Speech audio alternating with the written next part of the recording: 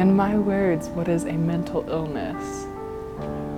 I think it would have to be the way a person acts, and it's something you can't see, it's just something you kind of pick up on. I think a mental illness is, it's something wrong. It's, it's before, usually like when you're born you find out.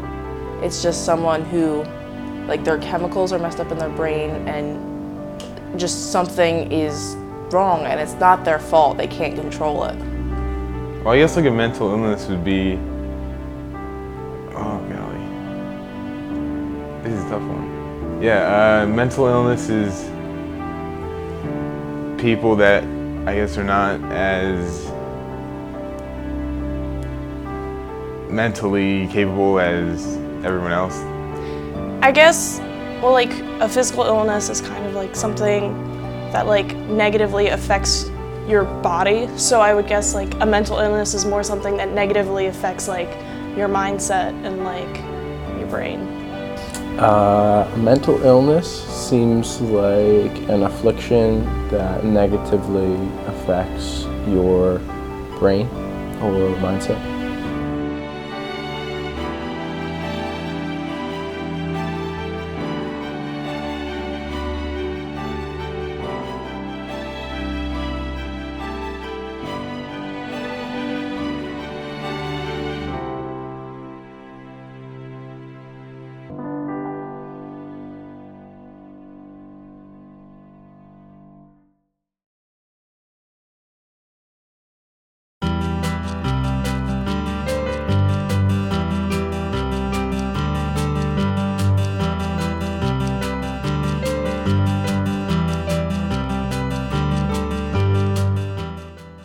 What do you know about mental health?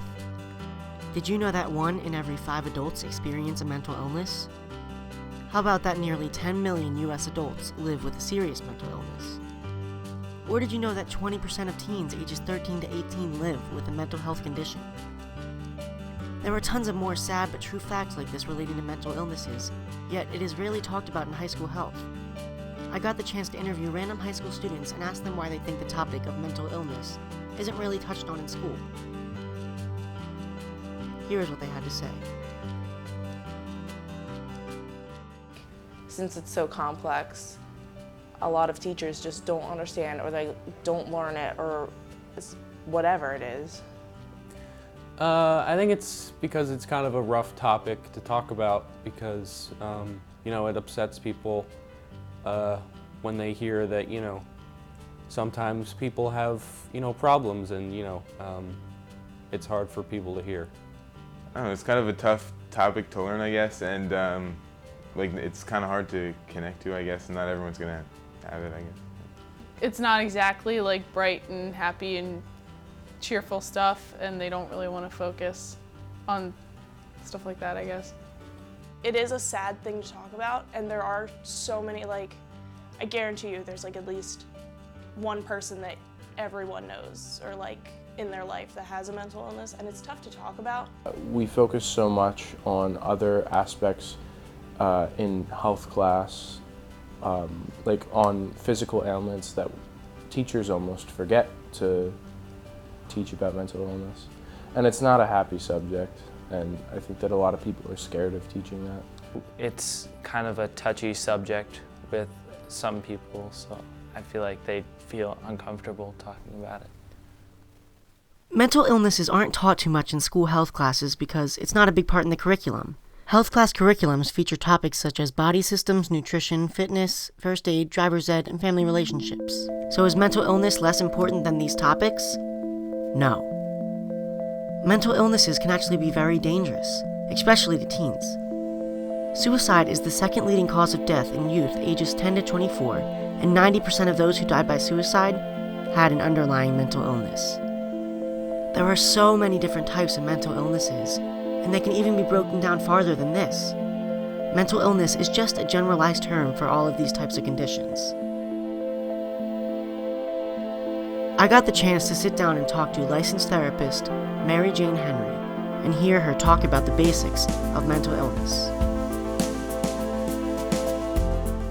I'm Mary Jane Henry.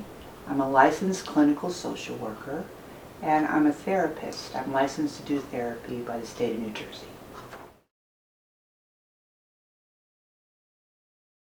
Well, I think mental illness is it has to do with brain chemistry. And I think there's problems with the way that the brain chemistry is functioning in the brain, which is affecting people's functioning in their life. So it could be causing them to have severe depression, anxiety, mood swings. And that's kind of what mental illness is. It's a problem with the brain chemistry in your brain, much like heart disease or diabetes.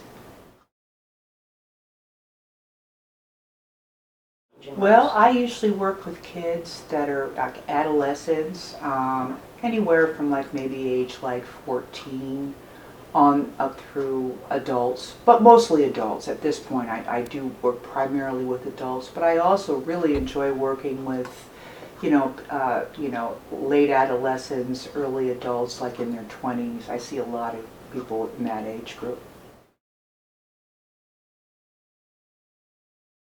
Well, I think it's individual, and I think it depends on the illness. I mean, I've certainly seen kids as young as like 7, 8 years old that look like they have bipolar disorder when they've been diagnosed with like ADD. Sometimes it's hard to tell. They really try not to give a child a diagnosis like that. Usually, though, you'll see people will start reporting symptoms in their adolescence, like maybe start of high school, and a lot of times it's a majority of them is under the stress of high school going into college. So 16 to ages maybe about 24, you're really going to see a increase in symptoms for a lot of people, if that indeed is going to happen to them.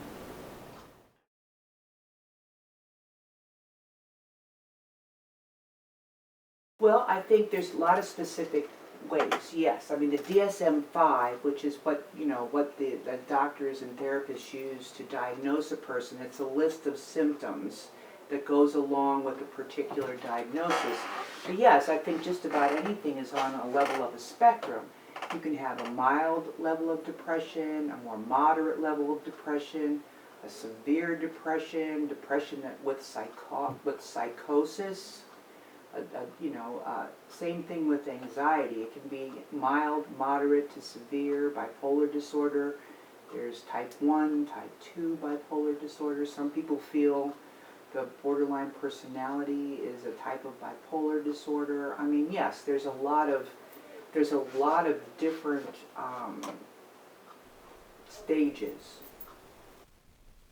There are so many different types of mental illnesses, such as ADHD, autism, depression, eating disorders, schizophrenia, and so many more.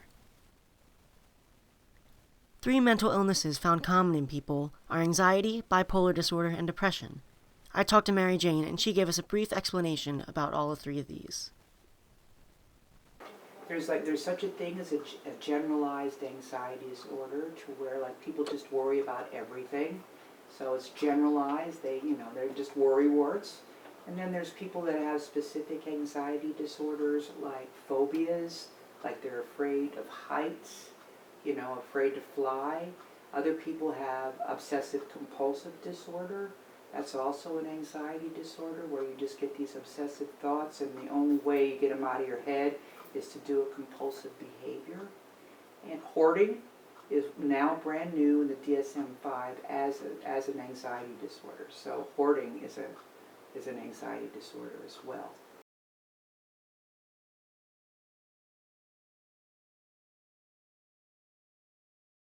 Okay, bipolar disorder, and most of these are genetic, by the way. Most of these run in families. So bipolar disorder is one of those. It's called a biologically based illness, and it runs in families, and it comes with a lot of mood swings, a lot of erratic behavior, impulsivity, and a lot of risk-taking behavior. It can look very different. Some people are up for days and they don't need sleep. They can be very irritable and just on edge and agitated all the time. And then bipolar disorder can only present itself in a depressed way, where people can't get out of bed, they're suicidal. That's also a part of the bipolar disorder. And it's a lot of bipolar disorder people that end up committing suicide because the depression is so bad. It's a different depression than a major depressive disorder.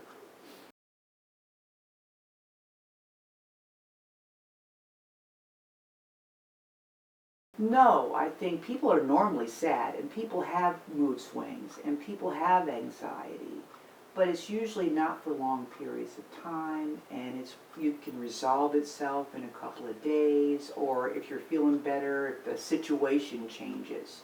Depression is more than just feeling sad. Depression is, maybe a week or 2 weeks of feeling really low in your mood. You can't focus, you can't concentrate. You can't, you have no energy, you feel like you're slogging through the mud. That's more than just feeling sad. And oftentimes, if it doesn't resolve, itself, that's a real depression. That's a real depressive disorder. And oftentimes it doesn't. So they usually have a time limit. Like if you've been feeling like that for a couple of weeks, now you're really looking at perhaps a depressive disorder. And that could be caused by a lot of different things, but your brain is reacting because it's a depressive disorder. It's not just feeling sad for a couple of days.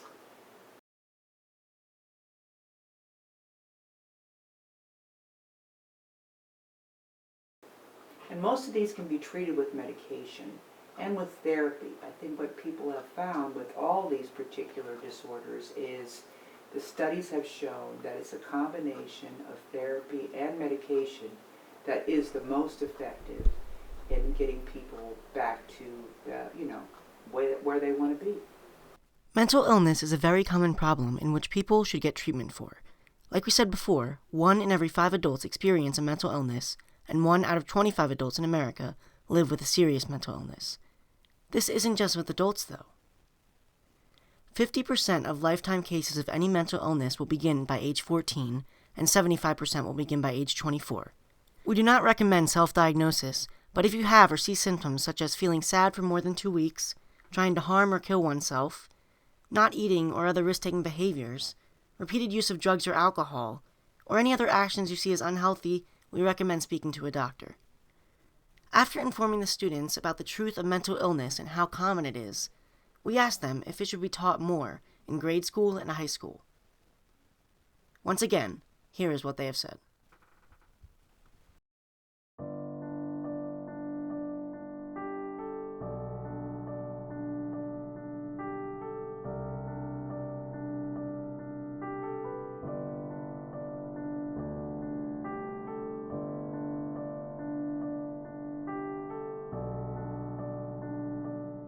I absolutely agree, because I think a lot of kids have depression, have anxiety, might even have some bipolar or schizophrenic symptoms, and they suffer in silence because they don't know what's wrong with them. Because I know that kids, in high school is a time when some of these symptoms are going to come about. And I know I work with a lady now. She's in her 50s now. But she started hearing voices when she was in 9th grade, and she couldn't tell anybody about that. So yes, I absolutely think it's really important for kids to have a basic knowledge of what are some of the symptoms of some mental illness that may affect them, now or in the future. I don't think there's enough information out there for kids so they are well informed.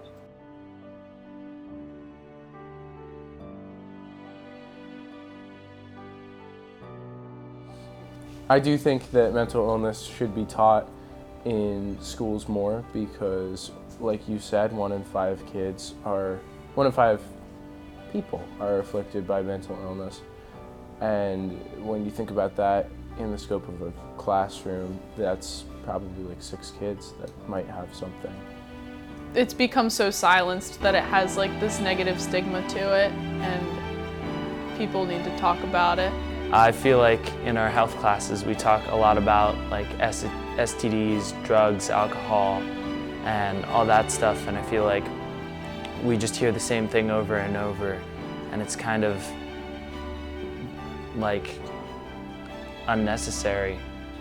Oh, I definitely think we should teach more about mental illnesses, because I know I myself had a friend that had a mental illness, and like I was trying to help him, and I did the best I could, but if I had more of a background, I would be able to help him more, and I feel like I didn't have that background, so I could have been more help, but I wasn't.